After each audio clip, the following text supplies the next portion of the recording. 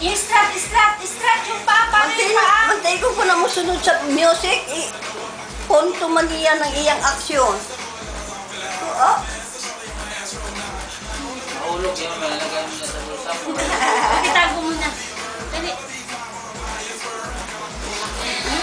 Ate Merl, pag nag-text ako sa iyo na kukuha ba kayo ng bigas, mag-reply kayo ha kasi. Uy, nag-reply ako. Sabi ko, sunod Sabado ko kukunin. Di ba sabi mo, Ate Merl, kailan mo kukunin yung bigas? Sabi ko, Nakantay sunod ako. Sabado na lang, Jong.